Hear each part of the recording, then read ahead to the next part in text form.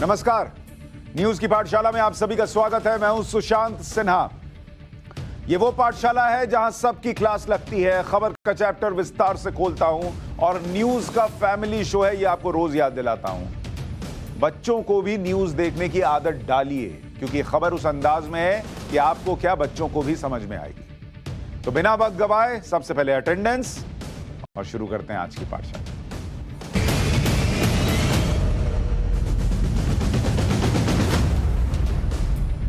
पाठशाला में आज कौन कौन सा चैप्टर खुलेगा? योगी ने जुमे पर सड़क कैसे खाली करा दी? क्या है वो योगी फॉर्मूला जिसने जुमे की नमाज हुआ करती थी तो सड़क फट जाती थी, जगह नहीं होती थी पैर रखने की? वो सड़क यूपी में कैसे खाली कराई गई, आज आपको इसका चैप्टर बताऊंगा। सड़क पर नमाज, योगी मॉडल वर्सेस गहलोत मॉडल के बारे में बताऊंगा। कानून के पालन में जुमे वाला डिस्काउंट कब तक चलेगा इस देश में, इस सवाल का जवाब भी ढूंढेंगे। किस दिन से पूरे देश में बिजली चली जाएगी, लाइट चली जाएगी, आज ये भी आपको बताऊंगा, बड़े ध्यान से देखिएगा। और फिर शॉपिंग के लिए अब नरेंद्र मोदी का नया आइडिया क्या है, नरेंद्र मोदी का आइडिया शॉपिंग के लिए, उसका चैप्टर। और आखिर में गजबे है में आपको ये दिखाएंगे कि एयरपोर्ट पर बॉम्ब लेकर कौन पहुंच गया भाई। लेकिन पाठशाला शुरू करते हैं और सबसे पहले सड़क पर नमाज पर योगी मॉडल वर्सेस गहलोत मॉडल का चैप्टर।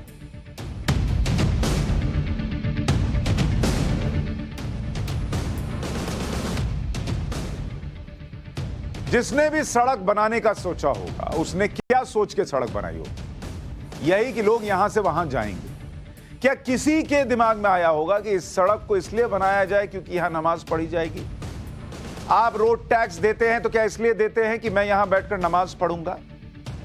क्या इस देश का सेक्युलरिज्म यही है कि नमाज के लिए सड़क को बंद कर दिया जाए, नमाज के लिए पूरी सड़क को घेर लिया जाए, नमाज के लिए सड़क का ट्रैफिक डाइवर्ट कर दिया जाए, और पूरे देश में जब लाउडस्पीकर की आवाज कम करने की बात हो रही है तो नमाज के लिए बड़े बड़े लाउडस्पीकर लगा दिए जाए? मतलब लाउडस्पीकर हटाना तो दूर, एक्स्ट्रा लाउडस्पीकर लगा दिए गए। और यह सब हुआ राजस्थान के जयपुर में। यह तस्वीर आप देख रहे हैं, पूरी सड़क नमाजियों से पटी पड़ी है, ट्रैफिक दूसरे तरफ से निकल रहा है। इस सड़क पर जाने वाला ट्रैफिक जहां गया होगा वहां जाम लगा होगा, और नमाजी भी सड़क पर 40, 42, 45 डिग्री में नमाज क्यों पढ़ रहे हैं? उनकी अपनी समस्या है कि इतनी गर्मी में पढ़ना पड़ रहा है, और आप लाउडस्पीकर हटवाने की बजाय एक्स्ट्रा लाउडस्पीकर लगा के दे रहे कि देखो मैं तुम्हारा कितना ख्याल रखता हूं। यह सेक्युलरिज्म है इस देश का। सड़क इसलिए बनी थी। जयपुर के जौहरी बाजार में जामा मस्जिद के बाहर बीच सड़क पर नमाज पढ़ी गई। सड़क पर नमाज पढ़ने के लिए सरकार ने विशेष इंतजाम भी किए। नमाज के लिए मस्जिद के बाहर सड़क को बंद कर दिया गया, और सड़क को दोनों तरफ से बंद किया गया। सड़क के दोनों तरफ नमाजी बैठ गए। इसके अलावा ट्रैफिक को भी डाइवर्ट कर दिया गया। अब कुछ लोगों का तर्क यह है कि सड़क पर नमाज पढ़ने से कोई हिंसा तो नहीं हो रही, कोई सौहार्द तो नहीं बिगड़ रहा। तो बहुत सड़क पर जो लोग गलत पार्किंग करके चले जाते हैं, उससे भी सौहार्द नहीं बिगड़ता। सड़क छेक कर जो लोग सब्जी बेचते हैं, रेहड़ी लगा देते हैं, जिससे आधी सड़क बंद हो जाए तो जाम लग जाता है, उससे भी कोई हिंसा नहीं हो रही होती। देश का कानून नाम की कोई चीज है ना, जिसमें हिंसा ना हो, जिसमें कत्लेआम ना हो, वो सारी चीज सही हो जाएगी, ऐसा नहीं होता। देश में कानून है और वो कानून सबके लिए बराबर है। सड़क सीधी सी बात है, नमाज करने के लिए, पूजा करने के लिए नहीं बनी, सड़क चलने के लिए बनी, और इसको कोई बंद नहीं कर सकता। ये सीधा सा कानून है, किसी धर्म के लिए नहीं हो सकता ये। लेकिन इस देश का सेक्युलरिज्म ये बना दिया गया है कि अगर ये हो, और यही हो रहा है ना जयपुर के अंदर, नमाज के लिए सिर्फ सड़क ही नहीं बंद की गई, सड़क पर बड़े बड़े लाउडस्पीकर भी लगाए गए भाई। जयपुर का जौहरी बाजार हो, सांगनेरी गेट हो, बड़ी चौपड़ हो, रामगंज हो, कई बाजारों की सड़कों पर लाउडस्पीकर लगाकर नमाज पढ़ने की पूरी व्यवस्था की गई। मतलब आप इनको पलटकर समझाएं कि भाई ये मत करो, ये सड़क चलने के लिए, लोगों के लिए दिक्कत होगी, आप उनको व्यवस्था करके दे रहे हैं कि अरे पढ़ो, बहुत अच्छी बात है। कोरोना के चलते 2 साल बाद सामूहिक नमाज हो रही है, तो नमाज पढ़ने के इंतजाम करने में कोई कसर नहीं छोड़ी गई। लाउड स्पीकर से नमाजियों को यह बताया जा रहा है कि वो कहां कहां सड़क पर नमाज पढ़ सकते हैं और नमाजियों के लिए जानकारी दे रहे थे कि कौन कौन से रास्ते खुले हैं, कौन कौन से बंद हैं। यह है राजस्थान का जयपुर। क्यों भाई? इससे सेक्युलरिज्म नहीं होता।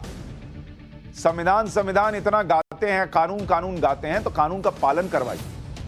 और कानून का पालन कैसा होता है ये आप यूपी को देखकर सीखिए।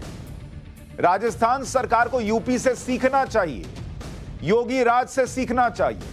लाउड स्पीकर से तेज आवाज कोई नहीं कर सकता यूपी में, तो कोई नहीं कर सकता।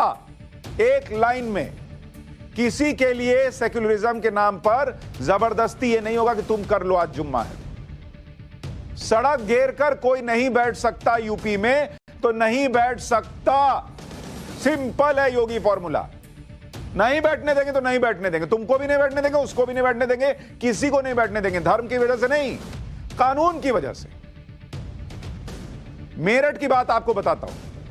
मेरठ की सबसे बड़ी मस्जिद है जामा मस्जिद। जामा मस्जिद में अलविदा की नमाज मस्जिद के अंदर पढ़ी गई। लाउड स्पीकर की आवाज भी इतनी ही रखी गई कि मस्जिद के परिसर के अंदर आवाज रहे। 2 साल पहले इसी मस्जिद की एक तस्वीर थी कि सड़क घेरकर सब बैठ जाते थे। इसी सड़क पर नमाजियों की चटाई लग जाती थी। आधा किलोमीटर के एरिया में ट्रैफिक बंद हो जाता था। जो सड़क आप देख रहे हैं, यहां आधा किलोमीटर तक नमाज पढ़ी जाती थी। नमाजी सड़कों पर ही नमाज पढ़ा करते थे, लेकिन अब तस्वीर बिल्कुल अलग है। लोग खुद स्वेच्छा से मस्जिद के अंदर नमाज पढ़ने की अपील कर रहे हैं। धर्मगुरुओं की अपील पर लोगों ने भी अमल किया है, और यह इसलिए हो रहा है, जयपुर में उनको पसंद आ रहा है सड़क पर नमाज पढ़ना, यूपी में नहीं पढ़ रहे हैं, अपनी स्वेच्छा से नहीं पढ़ रहे हैं। क्यों? क्योंकि आदेश है। तो पालन कराना चाहिए तो सामने वाला करता है, कानून सिखाना चाहिए तब नागरिक सीखता है। नहीं कराइएगा तो उसको क्या है? आपको चुना गया है ना कानून पालन कराने के लिए। सुनिए एक बार लोग क्या कह रहे हैं। देखिए, शासन का एक आदेश था और मुख्यमंत्री ने जो आदेश दिए थे उसका पालन करना मैं समझता हूँ हमारा अपना फ़र्ज़ बनता है। और उन्होंने जब इस बात का एक आदेश पूरे उत्तर प्रदेश के लिए निकाला और उसमें कहा कि ईद की नमाज हो या जुम्मा अलविदा की नमाज हो, मस्जिदों में और ईदगाहों में पढ़ें तो ज़्यादा बेहतर है, सड़कों पर ना आए तो अच्छी बात है। तो हमने उन्हीं के आदेश का पालन करते हुए, उनकी बात का उनका सम्मान रखते हुए हमने भी इस बात की अपील करी है और हमारे वीडियो जारी हो रहे हैं कि लोग जो हैं सड़कों पर नमाज पढ़ने से एहतियात करें। ये नमाज प्रशासन की जो तरफ से हो रही है, ये अच्छी बात है बहुत ज़्यादा, क्योंकि लोग बाग सड़कों पर नमाज पढ़ते थे। बाय टाइम ये होता था कि गंदी नाली का पानी भी जैसे छींट आ जाती थी, उससे भी बचाव हो रहा है। और मस्जिद में नमाज हो रही है, ये बहुत अच्छी बात है। प्रशासन बहुत अच्छा काम कर रही है, इस बात के लिए बहुत मेरे धन्यवाद है। योगी आदित्यनाथ के उत्तर प्रदेश में नमाजी खुद कह रहे हैं कि अच्छा हो रहा है कि सड़क पे नहीं पढ़ रहे हैं, पहले गंदगी हो जाती थी। और कह रहे हैं कि मुख्यमंत्री ने कहा है कि किसी को नहीं पढ़ना है तो किसी को नहीं पढ़ना है। अब कोई अशोक गहलोत साहब से कहे और पूछे कि योगी की पूरा यूपी सुन सकता है, तो उनकी भी तो जयपुर सुन सकता था, पूरा राजस्थान सुन सकता था। लेकिन वोट तभी मिलेगा क्या जब सड़क पर बैठकर नमाज पढ़ने देंगे। ये क्यों दिमाग में भर गया है ये फर्जी सेक्युलरिज्म कि अगर हम सड़क पर से नमाज पढ़ने नहीं देंगे तो हमको वोट नहीं मिलेगा। अगर यही योगी सोचे कि हम मंदिर पर से लाउड स्पीकर हटाएंगे तो वोट नहीं मिलेगा, तो चल गया देश। लेकिन यही सेक्युलरिज्म इस देश में चलाया गया है। सेक्युलरिज्म के नाम पर कानून के ऊपर धर्म को रख दिया गया। और यह सिर्फ मेरठ की बात नहीं है, यूपी में अधिकतर जगहों पर यही हुआ कि सड़क पर नमाज नहीं पढ़ी गई। रामपुर में सड़क पर नमाज ना हो इसलिए उलेमाओं इमामों ने पहले ही अपील जारी की। लोगों से कहा गया कि वो अपने मोहल्ले की मस्जिदों में ही नमाज पढ़िए। जामा मस्जिद और ईदगाह में जितने लोग आ सकेंगे उन्हें ही नमाज पढ़ने की इजाजत होगी। सड़क पर नमाज नहीं होगी तो नहीं होगी। यह था यूपी। पहले तो इंतजामिया की तरफ से भी इस चीज़ की इजाज़त थी और इसीलिए तैयारी की जा रही थी कि जिस तरह से पुरानी रिवायत चली आ रही थी उसी के मुताबिक नमाज अदा की जाए। लेकिन रात ऊपर से आर्डर आया कि अलविदा की नमाज और ईद की नमाज सड़कों पर नहीं होगी, जामे मस्जिद और ईदगाह में ही अदा की जाएगी।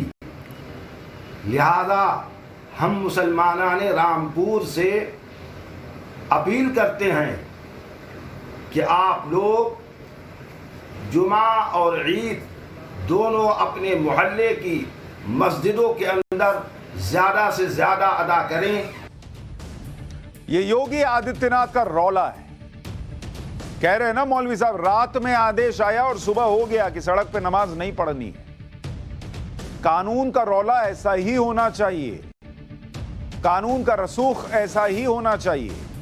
और अगर यूपी के मुसलमान भाइयों को समझ में आ सकता है तो राजस्थान के भाइयों को भी समझ में आ सकता है। दिक्कत क्या है, आप लोगों ने आदत लगा दी है कि तुम जो करना चाहो करो, तुम्हारे गलत में हम साथ देंगे, तुम हमें बस वोट दे देना। यह आदत लगा दी गई है। यूपी में लोगों को दिख रहा है, मुसलमानों को भी दिख रहा है कि भाई मंदिर से भी लाउडस्पीकर हट रहा है, अगर गलत लगा हुआ है तो उसकी भी आवाज कम कराई गई है। तो उनको लग रहा है अरे हाँ, सबके साथ बराबर चल रहा है। राजस्थान में यह नहीं हो रहा है। उनको लग रहा है हमको स्पेशल कैटेगरी में रखकर हमें स्पेशल प्रिविलेज मिलना चाहिए। यूपी में कुछ जगहों पर सड़क पर नमाज पढ़ने की जिद भी हुई, लेकिन योगी सरकार का सख्त निर्देश था कि ना तो लाउडस्पीकर की आवाज तेज होगी, ना सड़क को घेर कर कोई बैठेगा।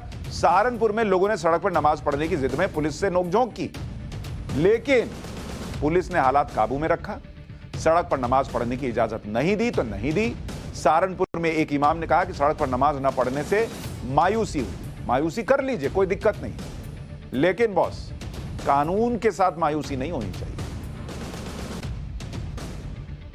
और सड़क पर नमाज नहीं हो रही, इस पर लोगों को जो है मायूसी है, मुसलमानों में एक मायूसी है।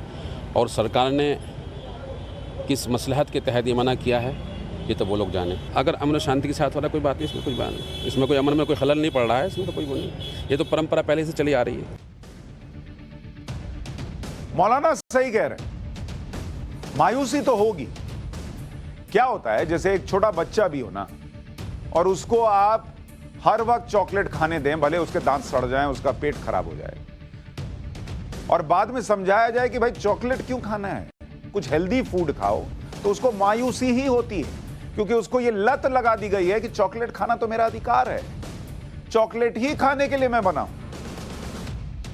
वैसे ही इस देश में सो कॉल्ड फर्जी सेक्युलरिज्म के नाम पर लोगों को लत लगा दी गई है कि तेज लाउडस्पीकर बजाओ, तुम सड़क पे नमाज पढ़ लो, कोई दिक्कत नहीं, तुम करो ना, इससे कोई हिंसा नहीं हो रही, कोई दिक्कत नहीं हो रही। अरे क्यों भाई, जिस चीज से हिंसा नहीं होगी सब ठीक हो जाएगा। अब यूपी में हो रहा है, मन से माने, मन से न माने, मायूस होके माने, खुश होके माने, कानून का राज है, मानना पड़ेगा सबको। आपको यूपी के फिरोजाबाद की तस्वीर दिखाता हूं। यहां भी सड़क पर नमाज नहीं हुई, पुलिस ने ड्रोन से लगातार निगरानी की, सड़क पर भारी संख्या में पुलिस मौजूद रही। यह है कानून व्यवस्था, यह है इंतजाम योगी सरकार ने किया। ड्रोन उड़ाओ, जो मैं आपसे दिल्ली में कह रहा था कि क्यों नहीं दिल्ली पुलिस ने ड्रोन उड़ा के देखा कि छत पे पत्थर और बोतलें हैं कि नहीं। यूपी में बोलने और पूछने की जरूरत नहीं पड़ रही है, योगी मॉडल में उड़ रहा है ड्रोन। पुलिस इतनी है कि कोई चाहे भी कि नहीं हम नहीं सुनेंगे तो पुलिस है, नहीं सुनेंगे तो वो सुनाएंगे। सड़क पर नमाज पढ़ने की जिद क्यों होनी चाहिए और विदेशों में क्या कायदे हैं आपको समझना चाहिए। मैं देश के मुसलमान भाइयों को बताता हूं, मत पड़िए इस चक्कर में कि मायूसी हुई। जैसे मैं आपको बताता हूं विदेशों में क्या है। अगर आप देखेंगे विदेशों का मॉडल कि विदेश में क्या चल रहा है, आप देखिए फ्रांस में सड़क पर नमाज, इसको लेकर विदेशों में क्या हिसाब है। अच्छा, फ्रांस का इसलिए बता रहा हूं क्योंकि वहां पर भी बड़ी आबादी है मुसलमानों की। तो वहां पर फ्रांस के अंदर रोड प्रेयर बैन है, वहां आप सड़क पे नमाज नहीं पढ़ सकते, और 2011 से बैन। यूएई, भाई ये तो मुस्लिम देश है यूएई, यहां पर सड़क पर नमाज अगर पढ़ने बैठ जाइएगा तो आपको 20,000 रुपए का फाइन देना पड़ता है। 20,000 का फाइन है यूएई में, मुस्लिम देश है यूएई। तो हमारे यहां के मुसलमान जिन्हें मायूसी हो रही है वो देखिए, सीखिए। सड़क पे नमाज पढ़ना कोई ना तो धर्म का हिस्सा है ना कोई बहुत अच्छी बात है। देश के कानून के हिसाब से चलना बहुत अच्छी बात है और ये सबको करना चाहिए। हिंदू, मुस्लिम, सिख, ईसाई सब मिलकर बना रहे हैं देश। यूएई में रोड के किनारे नमाज पढ़ने के लिए गाड़ी रोक दी तो 10,000 रुपए का फाइन है। सऊदी अरब, सऊदी अरब की बात कर लीजिए, यह भी मुस्लिम कंट्री, यहां भी सड़क के किनारे नमाज अलाउड नहीं है। हमारे यहां कोर्ट के फैसले और कमेंट जो हैं वो भी आपको पते होने चाहिए ताकि आपको पता रहे कि कोर्ट ने क्या कहा है, दुनिया में क्या हाल है, मुस्लिम राष्ट्रों में क्या हाल है वो भी बता दिया। कोर्ट ने क्या कहा है? 1989 में सुप्रीम कोर्ट ने कहा कि सड़क बनाने का पहला उद्देश्य है कि लोगों का एक जगह से दूसरी जगह जाना, समझे? और यही उद्देश्य आज भी है, ऐसा नहीं कि उद्देश्य बदल गया है। 2010 में बॉम्बे हाई कोर्ट ने कहा कि सड़क त्योहारों और प्रार्थनाओं के लिए नहीं बनी है, ट्रांसपोर्टेशन के लिए बनी है। आपने कभी देखा है कि आपने जब गाड़ी खरीदी हो तो रोड टैक्स भरने के साथ साथ प्रेयर टैक्स भरा हो? भरा है कभी प्रेयर टैक्स कि मैं सड़क बनवा रहा हूं, सड़क के लिए कंट्रीब्यूट करूंगा ताकि मैं वहां प्रेयर कर सकूं, मैं नमाज पढ़ सकूं, मैं वहां पर पूजा पाठ कर सकूं? कभी प्रेयर टैक्स भरा है? रोड पर प्रार्थना करना कोई मौलिक अधिकार नहीं है आपका, इसलिए मायूस मत होइए। ना आप कोर्ट से बड़े हो, ना आप इस देश का कानून से बड़े हो, और ना ही धर्म से बड़े हो। मुस्लिम देशों में देख लो, वहां भी सड़क पर नमाज अलाउड नहीं है। सऊदी अरब सबसे बड़ा एग्जाम्पल है, फाइन लगा दे रहे हैं वो लोग नमाज पढ़ने पर सड़क पर। और मैं चाहूंगा इस देश के कुछ सो कॉल्ड सेक्युलर नेता जिन्होंने देश में 70-72 सालों में सेक्युलरिज्म के नाम पर यह किया है, वो कुछ ना कुछ, भाई अच्छा किसी से भी सीखा जा सकता है, तो योगी मॉडल से ही सीख लीजिए। सड़क खाली कराइए, सड़क पर गाड़ियां चले, सड़क पर लोग चले, सड़क पर प्रार्थना ना चले। पाठशाला में अब इकोनॉमिक्स की क्लास।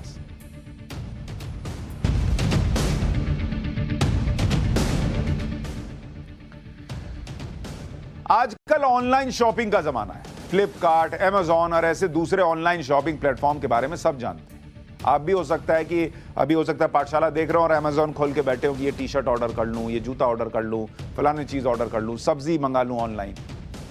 लेकिन प्रधानमंत्री नरेंद्र मोदी शॉपिंग का एक नया आइडिया लेकर आए जिसमें सरकार का अपना एक प्लेटफॉर्म होगा। मतलब अमेजॉन, फ्लिपकार्ट से अलग एक सरकारी प्लेटफॉर्म बनाने की बात हो रही है जहां पर आप सामान खरीद सकते हैं और बेच सकते हैं। ऐसा इसलिए क्योंकि भारत में ऐसा ना हो कि बाजार के बड़े खिलाड़ियों का ही राज चले और छोटे व्यापारियों के हाथ कुछ ना लगे। लेकिन सरकार ये सब कैसे करेगी? वो कैसे बड़ी कंपनियों की जो मोनोपोली है, जो एक छत्र राज है, उसको तोड़ेगी कैसे? ये मैं बताता हूं। मोदी सरकार एक ई प्लेटफॉर्म लॉन्च कर रही है। प्लेटफॉर्म का नाम है ONDC, यानी open network for digital commerce. खरीदने वाला और बेचने वाला इस ऑनलाइन प्लेटफॉर्म से जुड़ सकता है। खरीदने वाला और बेचने वाला दोनों ऑनलाइन ट्रांजैक्शन कर सकते हैं। ONDC पर 3 करोड़ सेलर और 1 करोड़ मर्चेंट को जोड़ने का लक्ष्य है। खरीदने वाला और बेचने वाले को लोकल लैंग्वेज का भी विकल्प मिलेगा। इससे छोटे और ग्रामीण कारोबारी जो है उनको मजबूती मिल पाएगी। इसके लिए 255 करोड़ रुपए के निवेश किया गया है। और सबसे अच्छी बात यह है कि इसे इस्तेमाल करने वालों के पास जरूरी नहीं है कि एक ही ऐप हो। जैसे आप गूगल पे से फोन पे पे और पेमेंट कर सकते हैं, ऐसा इसलिए होता है क्योंकि दोनों UPI का इस्तेमाल करते हैं। उसी आधार पर सरकार ई कॉमर्स का प्लेटफॉर्म ला रही है। इस प्लेटफॉर्म से लोगों का इंटरैक्शन बड़ी कंपनियों जैसे अमेजॉन है, फ्लिपकार्ट है, से कम होगा। तो अब अगर किसी शख्स को शर्ट खरीदनी है, वो ONDC पर सर्च करेगा और उसे लोकल बायर्स मिलेंगे कि भाई हम खरीदना चाहते हैं और वो बेचना चाहता है। ई कॉमर्स प्लेटफॉर्म ONDC 5 शहरों में शुरू होगा। शुरू में अगस्त तक 100 शहर कवर हो जाएंगे, जिसमें दिल्ली होगा, भोपाल, बेंगलुरु, कोयंबटूर और शिलोंग, ये 5 शहर शुरू में हैं। अगस्त तक 100 शहर हो जाएंगे।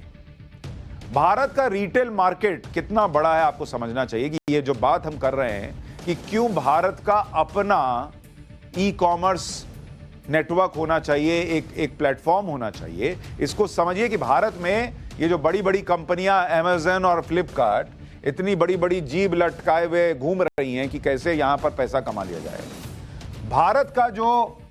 भारत में रिटेल मार्केट है, रिटेल मार्केट, इसका आंकड़ा सुनेंगे कि ये कितना बड़ा है, तब आपको समझ में आएगा कि क्यों बड़ी बड़ी कंपनियां यहां घूम रही हैं, मधुमक्खी की तरह भिन्न भिन्न घूम रही हैं।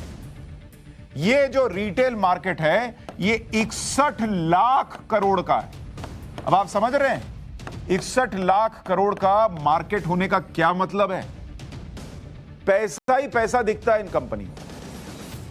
लेकिन अगर इन्हीं अमेज़न और फ्लिपकार्ट के चक्कर में रहिएगा या ऐसे ही विदेशी कंपनियों के चक्कर में रहिएगा या विदेशी कंपनियों के निवेश वाली कंपनियों के चक्कर में रहिएगा, तो क्या होगा? ये आपको डोमिनेट करेगी, कल को आपको हड़काएंगी, कल को इनके देश जहां की ये हैं ये आपको हड़काएंगे। ये नया इंडिया है, ये हड़कता नहीं है, हड़काता है। तो निर्भरता खत्म कर दो। इनको कभी ये नहीं लगना चाहिए कि मेरे बिना इंडिया का काम नहीं चलेगा, इंडिया के बिना इनका काम नहीं चलेगा। इनको पता रहना चाहिए ऑनलाइन शॉपिंग में अमेज़न और फ्लिपकार्ट की हिस्सेदारी अगर आप देखेंगे, अमेज़न अगर आप इसको देखेंगे कि जो अमेज़न है, अमेज़न जिससे आप सामान ऑर्डर करते हैं, प्लस फ्लिपकार्ट,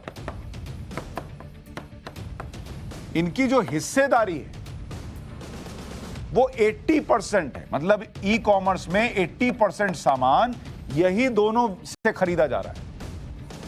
80%। अब आप सोचिए 2020-21 में फ्लिपकार्ट का रेवेन्यू कितना था आपको पता है? फ्लिपकार्ट का रेवेन्यू था करीब 43,357 करोड़ रुपए का,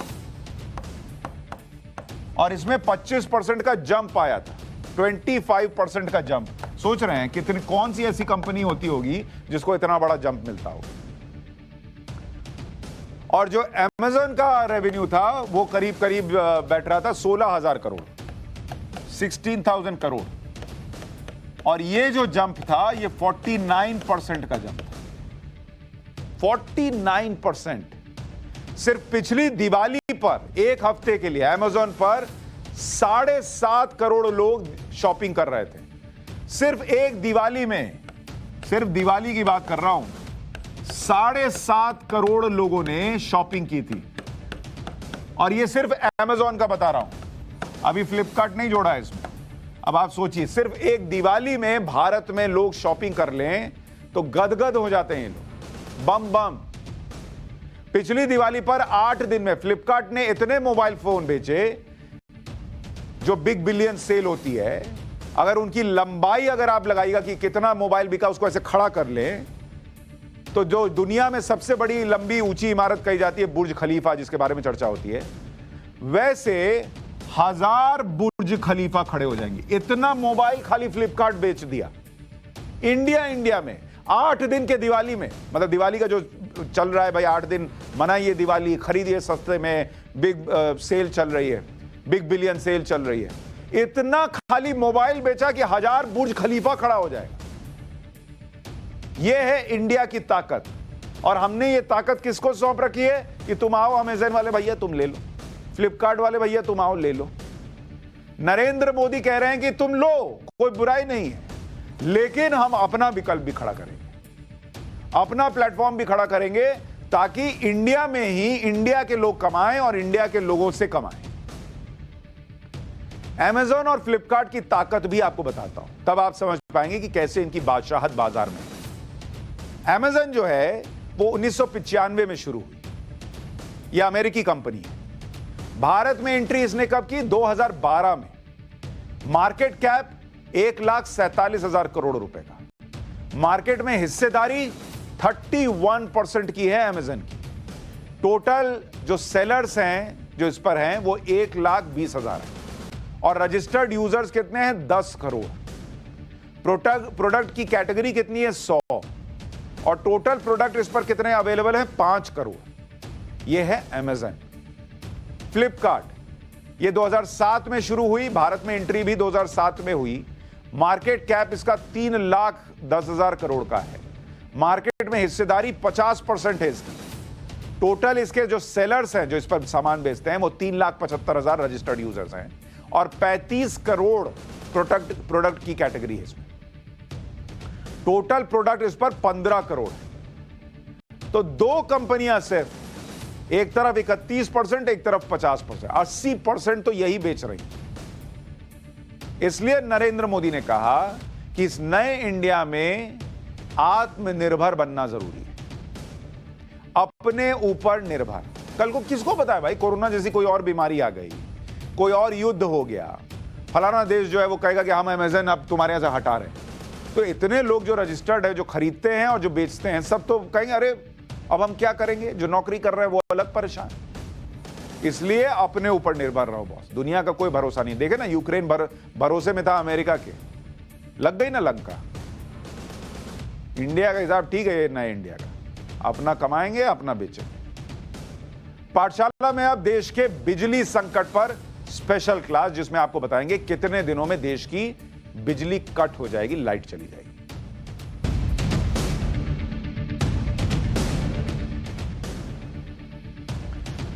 बिजली संकट के बारे में आप सुन रहे होंगे, आपके घर भी हो सकता है लाइट कट रही होगी। आप में से कुछ लोग परेशान रहे होंगे, अभी लाइट चली जाएगी तो पाठशाला कैसे देखेंगे। आप सुन रहे होंगे कि इसके पीछे कोयले की किल्लत एक बड़ी वजह है।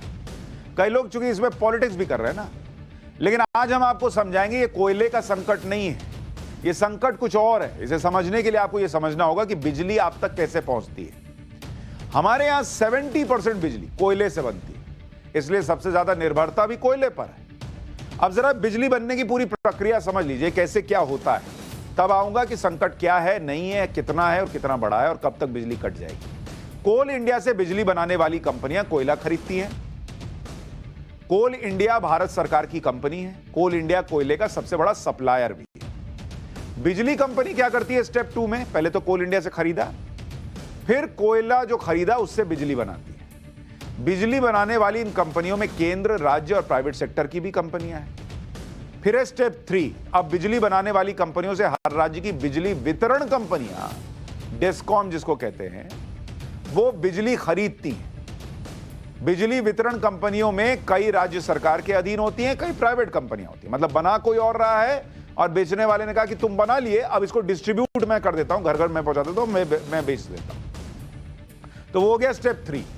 और स्टेप 4 क्या है? बिजली वितरण कंपनियां आपके घर तक बिजली पहुंचा देती। तो कोल इंडिया से कोयला बिका, उसके बाद कंपनी ने बिजली बनाई, फिर दूसरों ने कहा कि हम बिजली बेच देते हैं, और चौथा आपके घर पे बिजली आ गई। ये 4 स्टेप में मोटे तौर पर बिजली आपके घर तक पहुंचती है। बिजली वितरण कंपनियां, जिन्हें डिस्कॉम्स कहा जाता है, और जो आपके घर तक बिजली पहुंचाती हैं, उसमें ज्यादातर कंपनियां घाटे में चल रही हैं। और उनकी यह हालत क्यों है? इसकी 5 वजह है। पहली वजह यह है कि समय समय पर बिजली की दरों का ना बढ़ना, इससे उनको नुकसान होता है। नेता तो अपना काम निकाल लेते हैं, हमने नहीं बढ़ने दी बिजली की दर, हम मुफ्त में दे रहे हैं, ये कर रहे हैं, वो कर रहे हैं। कंपनियों को नुकसान होता है। दूसरी वजह है राजनीतिक दबाव में मुफ्त या सस्ती बिजली देना, इसलिए कंपनियां घाटे में रहती हैं। बिजली दरें न बढ़ने से घाटे का हर साल बढ़ना, यह तीसरी वजह है। चौथी वजह है बिजली कंपनियों का कुल घाटा 5 लाख करोड़ से ज्यादा का हो जाना। और 5वीं वजह है बिजली बिलों का समय पर भुगतान ना होना, जिसमें सरकारी संस्था और नेताओं के भी लंबे चौड़े बिल हैं। इसका एक उदाहरण पंजाब है, जहां कई इलाकों में 12-12 घंटे तक लाइट नहीं आ रही है। पंजाब वो राज्य है जहां 300 यूनिट फ्री बिजली का वादा किया गया, लेकिन लोगों को पर्याप्त बिजली भी नहीं मिल पा रही है। अरे बिजली आएगी तब तो 300 यूनिट बिजली मिलेगी, बिजली ही नहीं है तो 300 क्या और 150 क्या और 10 क्या। शहरों में लोग परेशान हैं, वहां भी 5-5 घंटे कटौती हो रही है। गांव में लोग अलग परेशान हैं, किसान परेशान हैं। संगरूर में किसानों का दावा है कि 15 दिन में कुछ घंटे ही लाइट आ रही है। संगरूर जैसी जगहों पर किसान प्रोटेस्ट भी कर रहे हैं। ये तस्वीरें आप देख रहे हैं, किसान कह रहे हैं बिजली नहीं है, दिक्कत है। पंजाब में Punjab state power corporation limited यानी PSPCL की हालत यह है कि समय समय पर संपत्तियां गिरवी रखकर लोन उठा रही है, क्योंकि कॉर्पोरेशन घाटे में है। सरकार भी टाइम पर रकम नहीं देती। ऊपर से सब्सिडी का भी बोझ है। पंजाब सरकार का मौजूदा पावर सब्सिडी बिल 400 करोड़ रुपए सालाना का है। 300 यूनिट फ्री बिजली देने से कुल सब्सिडी बिल कितना हो जाएगा? 6000 करोड़ रुपए सालाना। पंजाब सरकार पर पावर कॉर्पोरेशन का बकाया कितना है? 7000 करोड़ रुपए। और पावर कॉर्पोरेशन की कुल उधारी कितनी है? 7500 करोड़, 17500 करोड़ रुपए। यह पंजाब में पावर सेक्टर का हाल है। आप सोच रहे हैं 17500 करोड़ रुपए की कुल उधारी है। ऐसा नहीं कि नई सरकार ने आके उधारी पैदा कर दी, उनको भी मिली है विरासत, लेकिन उनकी जो अपनी इच्छाएं हैं कि भाई लोगों को 300 यूनिट बिजली फ्री देंगे, वो भी कैसे कीजिएगा? बिजली नहीं देने में हालत खराब हो रही है। हम आपको जो समझा रहे हैं उसमें मोटी बात यह है कि यह संकट ना तो बिजली का है ना ही कोयले का है, यह संकट पेमेंट का ज्यादा है। यह संकट है पैसे का, क्योंकि पावर सप्लाई में जो 3 किरदार हैं, जो आपको मैं अभी बता रहा था कि बिजली संकट में और जो किरदार हैं आप उनको देखिए। एक तो कोल इंडिया हो गया, जिसके बारे में आपको बताया कि भाई इससे कोयला सब खरीद रहे हैं। दूसरा किरदार आपको बताया था बिजली का उत्पादन करने वाली कंपनियां, उत्पादन वाली कंपनी, और तीसरा बिजली वितरण वाली। तो ये 3 मिलकर जो है आपका ट्रायंगल बना रहे हैं, और आपके घर में क्या पहुंच रही है? बिजली पहुंच रही है, अगर तीनों अपना अपना काम कर दे रहे हैं। अब स्थिति क्या है इसे समझिए। कोल इंडिया का बकाया है बिजली उत्पादन कंपनियों पर 12300 करोड़ रुपए का बकाया है। यानी ये जो कंपनियां हैं जो उत्पादन कर रही हैं, ये जो कोल इंडिया से कोयला खरीद रही हैं, उसका पेमेंट नहीं कर पा रही है, बकाया लगाया हुआ है। 12300 करोड़ रुपए के बकाये में कोल इंडिया चल रहा है। वो कहता है उत्पादन करने वाले से कि तुमको कोयला चाहिए, कोयला तुम मांग रहे हो, पैसा देते नहीं हो, तो वहां संकट है। बिजली उत्पादन कंपनियों का अलग बकाया है बिजली वितरण कंपनियों पर से, क्योंकि ये यहां देते हैं, ये यहां देते हैं और ये आपके घर तक बिजली पहुंचाते हैं। तो इनका कितना बकाया चल रहा है? 1,10,000 करोड़ रुपए। और ये पैसा किसको चुकाना है? इन वितरण वालों को चुकाना है। ये उत्पादन करके इनको दे रहे हैं, तुम पहुंचाओ घर तक बिजली। ये घर तक बिजली पहुंचा रहे हैं, लेकिन इन तक पेमेंट नहीं पहुंचा रहे हैं, तो ये अलग घाटे में है। ये इसको पेमेंट नहीं आ रहा, तो ये कोल इंडिया को पेमेंट नहीं कर रहा, कोल इंडिया अलग घाटे में चल रहा है। अब वितरण वालों का घाटा देखिए, सब बाप बाप कर रहे हैं। बिजली वितरण कंपनियों का कुल घाटा कितना है? इनका घाटा है 5 लाख करोड़ रुपए। क्यों? अब इनका घाटा क्यों है? इनका घाटा इसलिए है क्योंकि आपके पास से जो पेमेंट आना है, कोई नेता नहीं दे रहा है, कोई सरकार नहीं दे रही है। भाई सरकार क्या बोलती है? जैसे अगर मैं आपको बताऊं, इसका उदाहरण देखिए कि किसी ने कह दिया कि हम किसानों को फ्री बिजली देंगे। अब आपने किसान को तो फ्री बिजली दे दी, और राज्य सरकार ने इधर वितरण वालियों को पैसा नहीं दिया, इसका तो घाटा चल रहा है। अभी पंजाब का आपको बता रहा था ना कि घाटे में है सब, तो ये घाटा इनको हो गया। अब ये क्या कर सकते हैं? या तो घाटा सहते रहें और देते रहें, नहीं तो ये क्या करते हैं? पावर कट कर देते हैं कि पावर उधर कट किया तो उतना पैसा कम से कम बचा। ये हिसाब होता है। इसीलिए आपको इसमें एक छोटी सी बात और बताता हूं। ये जो 3 कृषि कानून आए थे, उसमें नरेंद्र मोदी एक बिल लाए थे। उसमें उन्होंने क्या कही थी बात? उसमें उन्होंने कहा था कि राज्य सरकार जो किसान को फ्री बिजली देती है, वो फ्री बिजली नहीं देगी।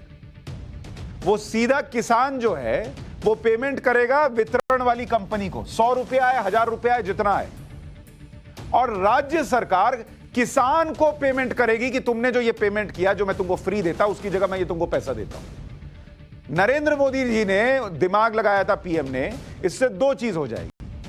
एक तो ये हो जाएगा कि बिजली की बर्बादी रुक जाएगी, जब किसान को या किसी को भी जिसको फ्री बिजली मिल रही है, उसको पता है कि मुझे पहले पेमेंट करूंगा तब पैसा मिलेगा अकाउंट में, तो पहले तो वो कम करेगा, जितना होगा उतना ही चलाएगा ना। दूसरा, राज्य सरकार वितरण कंपनियों का तो पैसा रोक देते हैं, क्योंकि उनको पता है कि इसको बाद में दे देंगे, लेकिन वो अपने वोटर का पैसा नहीं रोक सकते। उनको पता है कि भाई इसका पैसा रोकेंगे तो कल को हमको वोट नहीं मिलेगा, तो उनको पेमेंट करना होगा। तो वितरण कंपनी घाटे में नहीं होगी, राज्य सरकार लटका नहीं सकेंगे, इसका घाटा नहीं होगा तो ये इसको पेमेंट करेगा, तो उत्पादन बेहतर हो पाएगा, उत्पादन होगा तो वो कोल इंडिया को पेमेंट करेगा, तो कोल इंडिया का घाटा खत्म होगा। एक बिल से पूरे देश का सिस्टम सुधर जाता, लेकिन 3 कृषि कानून के विरोध के नाम पर वो बिल भी वापस करवा दिया इन लोगों ने। कर लो सुधार। इंडिया में सुधार करना अपने आप में चुनौती है। लोगों ने बना रखा है कि नरेंद्र मोदी का ही इंडिया, इन्हीं को सुधार करना है। हमारा क्या है, कीजिए। बिजली वितरण कंपनियों पर जो करोड़ों रुपए बकाया हैं, उसी से संकट बढ़ा। जब समय से भुगतान नहीं होता तो बिजली बनाने वाली कंपनी को आर्थिक नुकसान होता है, जिसका नतीजा यह होता है कि बैंक बिजली कंपनियां दिवालिया घोषित कर देते हैं। कोल इंडिया का राज्यों पर कितना बकाया है, यह भी देख लीजिए। मध्य प्रदेश पर 531 करोड़ 42 हजार रुपए, 531.42 करोड़ रुपए। तमिलनाडु में 823 करोड़ से ज्यादा, झारखंड पर 1000 करोड़ से ज्यादा का बकाया है। पश्चिम बंगाल में 1066 करोड़ रुपए का बकाया है। महाराष्ट्र पर 2608 करोड़ का बकाया है। राजस्थान पर 429 करोड़ का बकाया है। आंध्र प्रदेश पर 271 करोड़ का बकाया है। छत्तीसगढ़ पर 202 करोड़, यूपी पर 213 करोड़, कर्नाटक पर 134 करोड़। सब बकाये में चल रहे हैं। अब कौन राज्य सरकार से आपका कॉलर पकड़ के थोड़ा, भाई आम आदमी से तो आदमी एक लोन का एक किस्त छोड़ दे तो लोग कॉलर पकड़ लेते हैं। नेता और सरकारों से कोई कॉलर पकड़ पाता है? नहीं देंगे, जाओ। अब बिजली कैसे नहीं दोगे? ये हिसाब चलता है। देश में 70% बिजली उत्पादन कोयला से होता है। बिजली की मांग बढ़ी है तो कोयले की मांग भी बढ़ गई है। गर्मी पड़ रही है, भयंकर गर्मी पड़ रही है। गर्मी पड़ रही है तो लोग जो है वो एसी चला रहे हैं, ये चला रहे हैं, वो बिजली की डिमांड बढ़ गई। देश के 85 पावर प्लांट में कोयले का स्टॉक क्रिटिकल स्टेज में पहुंच गया है, क्योंकि एक तो गर्मी भयंकर पड़ी, मार्च में ऐसी गर्मी नहीं पड़ी थी बहुत साल से, और दूसरा कि देश की इकोनॉमी ऊपर जा रही तो हर जगह प्रोडक्शन बढ़ा हुआ, तो वो प्रोडक्शन जहां जिन फैक्ट्रीज में हो रहा उनको अलग कोयला चाहिए, उनको अलग बिजली चाहिए। सब जगह एक ही जगह डिमांड बढ़ गया, और जिसको निकालना है वो पहले ही कर्जे में चल रहा है, तो वो निकाल क्या रहा है। थर्मल पावर प्लांट की बात कर लीजिए। राजस्थान के 7 में से 6, पश्चिम बंगाल के सभी 6, उत्तर प्रदेश के 4 में से 3, मध्य प्रदेश के 4 में से 3, महाराष्ट्र 7 में से सभी 7, आंध्र प्रदेश के सभी 3 प्लांट में कोयले का स्टॉक क्रिटिकल कंडीशन में पहुंच चुका है। लेकिन ऐसा नहीं है कि कोई थर्मल पावर प्लांट बंद हो जाएगा।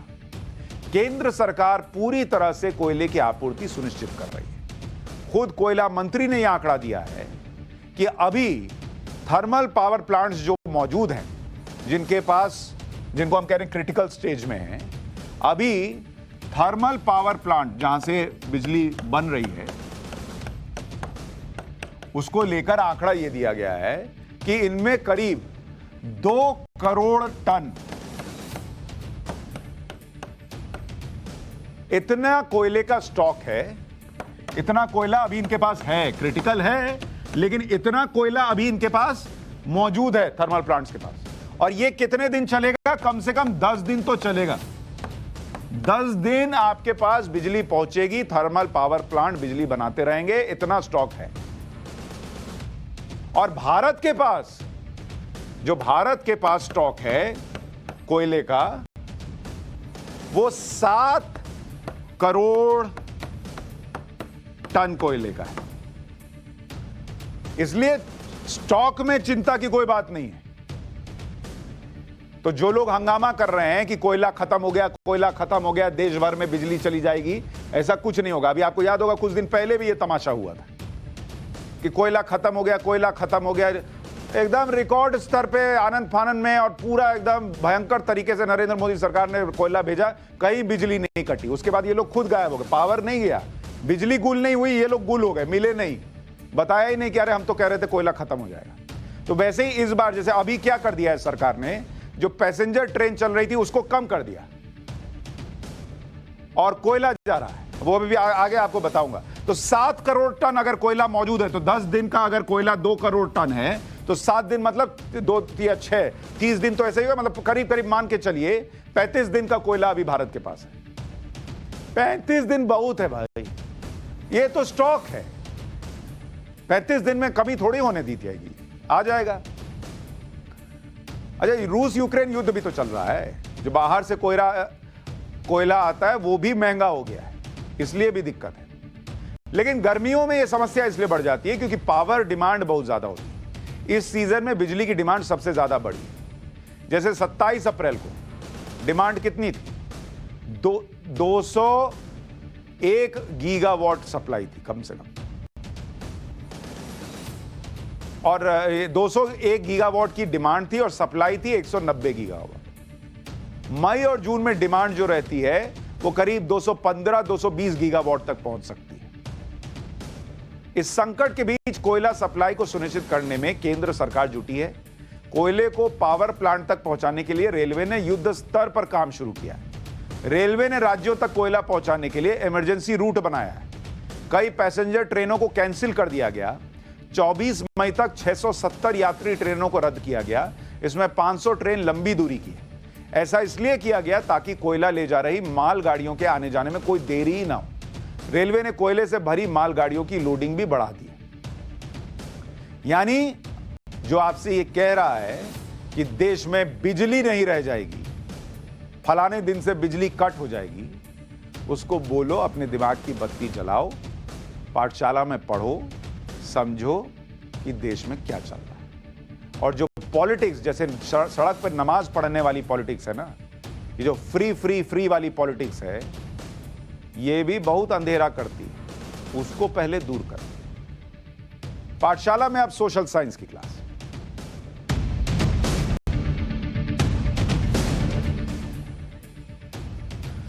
सोशल साइंस की क्लास में आपको बताता हूं कि जम्मू कश्मीर के युवाओं के रोल मॉडल कौन होने चाहिए। जम्मू कश्मीर के दो चेहरे इस वक्त चर्चा में हैं। एक चेहरा है उमरान मलिक, उसकी फास्ट बॉलिंग की दुनिया में चर्चा हो रही है। आईपीएल अगर आप देख रहे होंगे, भाई 150 किलोमीटर पर आवर की स्पीड से बॉल फेंक रहा है। 150, उससे ऊपर भी चला जाता है। दूसरा है शाह फैजल, जिसने आईएएस की नौकरी छोड़ दी थी, राजनीति में चले गए थे, भारत का विरोध करने लगे थे, लेकिन 3 साल बाद वो फिर से आईएएस की नौकरी में लौट आए हैं और अपनी गलती को स्वीकार किया है और ये कहा है कि फिर से नई शुरुआत करना चाहता हूं। लेकिन सबसे पहले बात उमरान मलिक की। उमरान मलिक आईपीएल की हैदराबाद टीम से खेलते हैं। वो पहले एक नेट बॉलर थे, मतलब बैट्समैन प्रैक्टिस के लिए गया तो प्रैक्टिस कराते थे, और पिछले साल ही आईपीएल में उन्होंने डेब्यू किया था। आईपीएल के पिछले सीजन में उमरान मलिक ने हैदराबाद के लिए 3 मैच खेले और उमरान मलिक ने अपनी बॉलिंग से इतना प्रभावित किया कि जहां राशिद खान जैसे बड़े बड़े खिलाड़ियों ने हैदराबाद टीम ने रिलीज कर दिया, उमरान मलिक को 4 करोड़ रुपए में रिटेन किया। इसी से पता चलता है कि उमरान मलिक की अहमियत क्या है। उमरान मलिक बॉलर नहीं है, तूफान है, तूफान। इस बार आईपीएल के सीजन में सबसे तेज स्पीड से जो 5 गेंदें फेंकी गई हैं, उनमें से 3 उमरान मलिक ने फेंकी और 2 बार ऐसी बॉल गुजरात की टीम में न्यूजीलैंड के पेसर लॉकी फर्ग्यूसन ने डाली है। लॉकी फर्ग्यूसन ने कितने स्पीड की गेंद डाली? 153.9, मतलब कम से कम 154 किलोमीटर पर घंटा। मतलब बॉल यहां से गुजरे तो सन गुजरे। उमरान मलिक, उसने 0.6 किलोमीटर पर घंटा कम फेंकी, लेकिन 153 फेंकी है। इंडिया में कोई बॉलर 153, 154 फेंके, ये बड़ा कम होता है।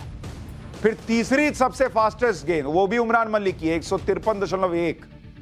चौथी भी उमरान मलिक की, 152.6। पांचवी में फिर ये लॉकी आता है। लॉकी खाने वाला लॉकी नहीं, बोलने में उसका नाम लॉकी रखे हैं माँ बाप। वो भी लॉकी फर्ग्यूसन 152.6 पे फेंका है।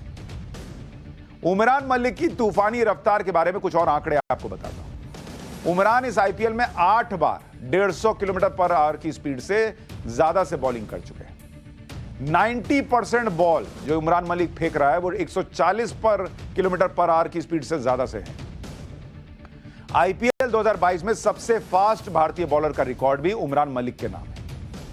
उमरान मलिक को दक्षिण अफ्रीका के पूर्व तेज गेंदबाज डेल स्टेन ट्रेनिंग दे रहे हैं। टारगेट है कि वो अपनी बॉलिंग स्पीड को 155 किलोमीटर प्रति घंटे तक ले जाए। और दुनिया के सबसे तेज गेंदबाजों के बारे में भी आपको बता देता हूं। एक तो शोएब अख्तर, पाकिस्तान वाले, उन्होंने 161.3 किलोमीटर पर घंटे की बॉल फेंक रखी है 2003 वर्ल्ड कप में। शॉन टेट, ऑस्ट्रेलिया के, इन्होंने 161.1 किलोमीटर पर आवर की फेंकी थी 2010 में इंग्लैंड में। ब्रेटली इन्होंने 160 फेंकी थी, 160.8, 161 के करीब था 2005 में न्यूजीलैंड में। जेफ थॉमसन ऑस्ट्रेलिया के, उन्होंने 160.6 फेंकी थी 1975 में वेस्ट इंडीज में। फिर मिचेल स्टार्क ऑस्ट्रेलिया वाले, उन्होंने 2015 में न्यूजीलैंड के खिलाफ 160.4 किलोमीटर पर आवर की स्पीड से फेंका। इंडिया में 160 बहुत दूर की बात है, 155 कोई नहीं फेंक पाया, 153 भी लोगों को सपना दिखता है। वो कर रहा है अपना भारतीय उमरान। भारत में अब तक जितने फास्ट बॉलर्स हुए हैं उनकी मैक्सिमम स्पीड क्या थी? जैसे जवागल श्रीनाथ, उन्होंने 1999 के वर्ल्ड कप में एक बॉल डाल दी थी 154.5 किलोमीटर पर आवर की स्पीड से। Irfan Pathan 153.7 kilometre per hour की स्पीड से T20 वर्ल्ड कप हुआ था 2007 में, उसमें बॉल डाल चुके हैं। उमरान मलिक अब तीसरे नंबर पर है 153.3। अभी तो नया लड़का, अभी सीख रहा है, वो यंग है, अभी तो ये 160 भी चला जाए तो कोई बड़ी बात नहीं, इसी IPL में फेंका है। जसप्रीत बुमराह 153.26 किलोमीटर पर घंटा 2018 में ऑस्ट्रेलिया के खिलाफ। मोहम्मद शमी 153.3 ऑस्ट्रेलिया के खिलाफ 2015 में। ईशांत शर्मा 152 फेंक चुके हैं। उमेश यादव भी 152 छू चुका है ऑस्ट्रेलिया के खिलाफ 2012। उमरान मलिक को जम्मू एक्सप्रेस कहा जाता है। उमरान की कहानी भी बहुत इंटरेस्टिंग है, दिलचस्प। जो उमरान के पिता जम्मू के शहीदी चौक पर फलों की दुकान लगाते हैं। उमरान के पिता अब्दुल राशिद मलिक फल और सब्जियां बेचते हैं। 17 साल की उम्र तक उमरान ना तो कोई क्रिकेट कोचिंग लेता था, ना ही लेदर बॉल से कभी खेला था। मतलब हम लोग नहीं सड़क पे खेलते, वैसे खेलता था। उमरान जम्मू में नदी के किनारे रेत पर प्रैक्टिस करते थे। उमरान जगह जगह टेनिस बॉल टूर्नामेंट खेलने जाते थे। हर मैच पर उन्हें 500 रुपया मिलता था। वो होता है, लगता है 500 रुपया, 1000 रुपया, ऐसा वाला मैच भी होता है। एक बार जम्मू के क्रिकेट स्टेडियम में बड़े खिलाड़ियों के सामने नेट पर उमरान को बॉल करने का मौका मिला। नेट पर उमरान ने अपनी फास्ट बॉलिंग से सबको चौंका दिया। सबने उमरान को क्रिकेट एकेडमी में आने के लिए कहा। इसके बाद जम्मू क्रिकेट के कुछ सीनियर खिलाड़ियों ने उमरान को राज्य के अंडर 19 टीम के ट्रायल में भेजा। अंडर 19 टीम के ट्रायल में भी उमरान ने उधार के जूते मांगकर गेंदबाजी, क्योंकि खेलता नहीं था ना, तो वैसा जूता नहीं था, अपना लेदर बॉल वाला कर लिया, वहां टेनिस बॉल वाला कर लिया। लेदर बॉल में अलग जूता लगता है, और उसने ट्रायल दे दिया उधार का जूता से। उमरान 2018 में जम्मू कश्मीर अंडर 19 टीम में चुन लिए गए। जम्मू में उमरान मलिक के घर के पास ही तवी नदी बहती। नदी किनारे की रेतीली जमीन पर दौड़ दौड़कर प्रैक्टिस करने वाले उमरान मलिक आज कामयाबी के सफर पर निकल चुके हैं और जम्मू कश्मीर के युवाओं के लिए रोल मॉडल बन गए। तो एक रोल मॉडल तो जम्मू कश्मीर के युवाओं के लिए और देश के युवाओं के लिए जम्मू से आने वाला उमरान है। बंदूक मत उठाइए, बॉल उठाइए। बम भी गोल है, बॉल भी गोल है, बॉल बेहतर है। उमरान अगर स्पोर्ट्स में युवाओं की प्रेरणा बन रहे हैं तो शाह फैजल एकेडमिक्स में युवाओं के रोल मॉडल है। शाह फैजल 2009 में IAS के लिए चुने गए थे और 2019 में नौकरी से इस्तीफा दे दिया था। अब फिर से नौकरी पर बहाल हो गए हैं। शाह फैजल की अर्जी को केंद्रीय गृह मंत्रालय ने एक्सेप्ट कर लिया है। जल्दी ही शाह फैजल को उनकी नई पोस्टिंग के बारे में बताया जाएगा। कश्मीर के कुपवाड़ा के रहने वाले शाह फैजल ने अपने सपनों और मुख्य धारा में शामिल होने के लिए एजुकेशन को चुना। बीच में वो थोड़ा भटके, लेकिन अब फिर से बतौर सिविल सर्वेंट अपनी सेवाएं देने के लिए तैयार है। राजनीति में शाह फैजल ने कदम रखा ही था कि 5 अगस्त 2019 को केंद्र सरकार ने जम्मू कश्मीर से आर्टिकल 370 हटा दिया। इसके बाद जम्मू कश्मीर में कई नेताओं को नजरबंद कर दिया गया। 14 अगस्त 2019 को शाह फैजल को दिल्ली से डिटेन करके श्रीनगर भेज दिया गया। पब्लिक सेफ्टी एक्ट के तहत 2020 में शाह फैजल को जेल भेजा गया। धीरे धीरे शाह फैजल का नजरिया बदलने लगा। उन्होंने खुद स्वीकार किया कि नौकरी से इस्तीफा देना उनकी गलती थी। अब शाह फैजल एक बार फिर से सिविल सर्विस में लौट आए। शाह फैजल के बारे में थोड़ा और जान लीजिए। शाह फैजल के माता पिता कश्मीर के कुपवाड़ा में टीचर थे। 2002 में आतंकियों ने पिता गुलाम रसूल शाह की हत्या कर दी। शाह फैजल ने शेर Kashmir institute of medical science से MBBS किया।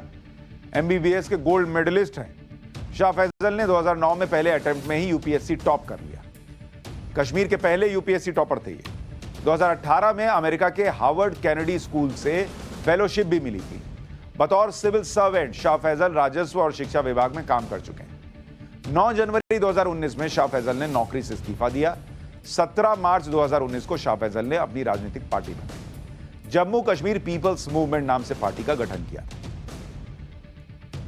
अब देश की मुख्य धारा से जुड़ गए हैं, देश के खिलाफ नहीं जा रहे। ये अच्छी बात है, तो सीखना चाहिए। पाठशाला में अब गजबे है का चैप्टर।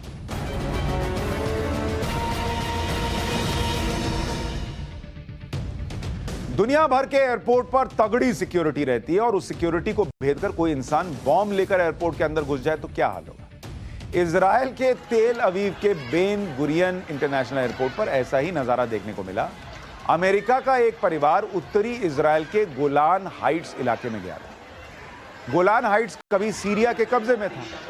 1967 में 6 दिन तक भीषण युद्ध के बाद यहां इजराइल ने कब्जा कर लिया। उसी दौरान के कई बम और हथियार वहां मिलते रहते हैं। अमेरिकी परिवार के बच्चे को ऐसा ही एक पुराना बम मिला और उसको सोविनियर मतलब एक यादगार समझकर उन लोगों ने रख लिया।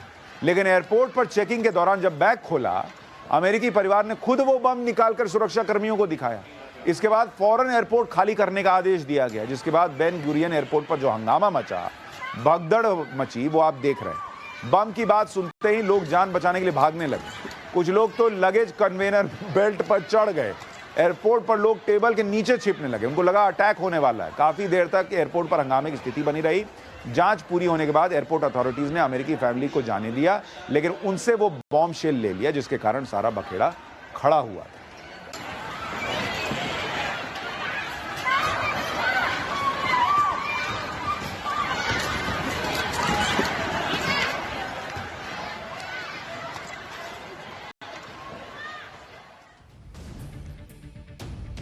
तो पाठशाला में आज के लिए इतना ही। अब सोमवार को मुलाकात होगी, लेकिन आपके लिए भी वीकेंड है। घूमने जाइएगा, बम लेके मत चले जाइए।